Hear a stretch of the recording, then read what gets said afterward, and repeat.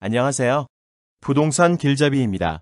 목동 재건축의 장래성과 수익성은 부동산에 관심이 있는 분들이라면 알고 있습니다. 조금 더 세밀하게 들어가면 어느 단지가 입지가 좋고 어느 단지가 대지 지분이 더 크다 이런 식의 말씀을 하십니다.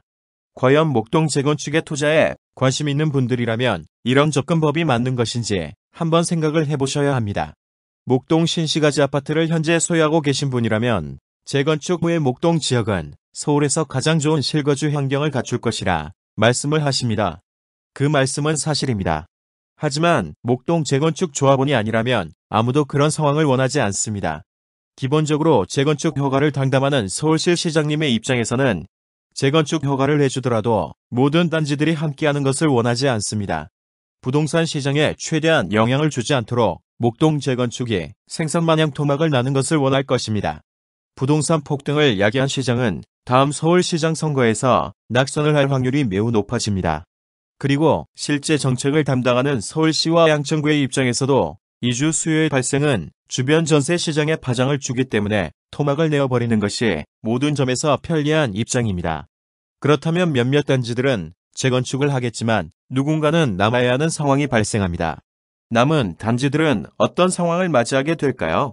잠실 주공 2단지 아파트와 잠실 주공 5단지 아파트는 바로 옆에 붙은 아파트입니다. 잠실 주공 2단지 아파트는 재건축 후 잠실 리센츠 아파트로 이름을 변경합니다. 그리고 2008년 7월에 입주를 해서 현재 만 11년이 되었습니다. 2000년대 초반 잠실 지역의 재건축이 시작할 때 잠실 주공 5단지 아파트 주민들은 2020년이 다 되어가는 지금까지 이렇게 될 것이라는 것은 꿈에도 생각을 하지 못했을 것입니다. 지금 당장 이주를 시작하고 재건축을 한다고 하더라도 잠실 주공 2단지 아파트에 비해서 15년의 시간을 기다린 셈입니다.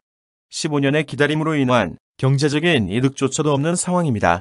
목동 재건축이 시작을 하더라도 모든 단지가 재건축이 되는 것은 아닙니다. 재건축 아파트라면 당연히 대치동 음마아파트라고 언론뿐만 아니라 많은 사람들이 20년 전에도 말을 하고 있었습니다. 하지만 언제 재건축이 될 것이라는 것은 그 누구도 장담을 할 수 없는 상황입니다. 목동 재건축이 입지와 가격이 중요한 것이 아니라 시간이 핵심이라는 이유는 여기에 있습니다. 부동산뿐만 아니라 대한민국의 모든 산업 영역에 해당하는 말입니다. 규제는 만들기는 쉬워도 없애기는 힘들다고 합니다. 부동산의 경우에는 일반적인 산업 영역보다 규제를 없애는 것은 국민 정서상 더욱 힘든 점이 많습니다. 시간은 더 이상 재건축 조합원의 편이 아닙니다. 재건축 초과의 이익환수제, 양도세 중과 및 장기 보유 특별공제 배제, 공시지가 현실화, 보유세, 상승 등등 많은 규제들이 생겨났습니다. 이것이 끝이라고 생각하시나요? 절대 아닙니다. 시간이 지날수록 기존의 규제를 완화해줄 가능성보다 새로운 규제가 추가될 가능성이 높은 상황입니다. 잠실 주공 5단지 아파트도 실거래가로 보면 경제적 손실이 발생되지 않았지만 각종 규제를 더한 세금 부분까지 생각을 한다면 잠실 주공 2단지 아파트에 비해 큰 경제적 손실이 발생을 하였습니다. 시간뿐만 아니라 모든 사람이 조합원의 적입니다. 실제로 분양가 상한제로 인해서 둔촌 주공 아파트 재건축 분양가가 낮게 산정된다는 소문이 돌자 다른 재건축 아파트를 소유하고 있는 비슷한 상황에 처하신 분들도 둔촌 주공 아파트 맛집이라고 소문났던데 저도 한 숟갈만 부탁드립니다. 이런 식의 행보를 보입니다. 목동 재건축 사업의 성공을 기원하는 사람은 조합원과 주변 부동산 중개업체뿐이고 나머지 모든 사람들은 적이 됩니다. 최근에 들어서 사회에서 발생하는 이슈와 사건들을 보면서 큰 걱정이 있습니다. 사회에 획일적인 기준이 적용되지 않고 있습니다.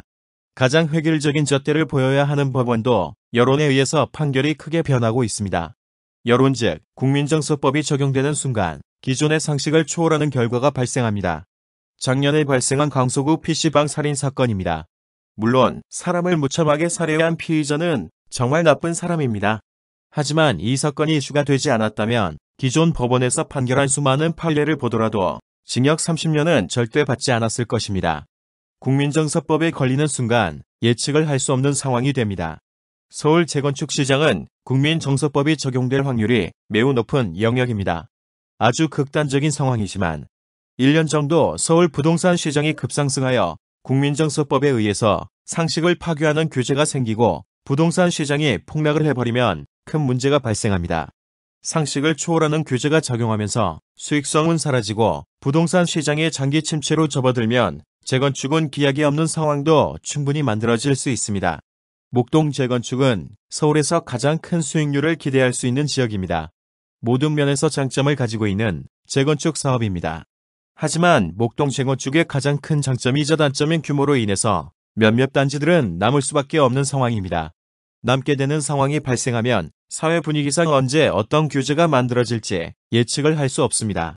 이런 대한민국의 상황에서 입지와 가격의 비중을 두는 것보다는 시간에 초점을 맞추는 투자가 중요해지고 있습니다.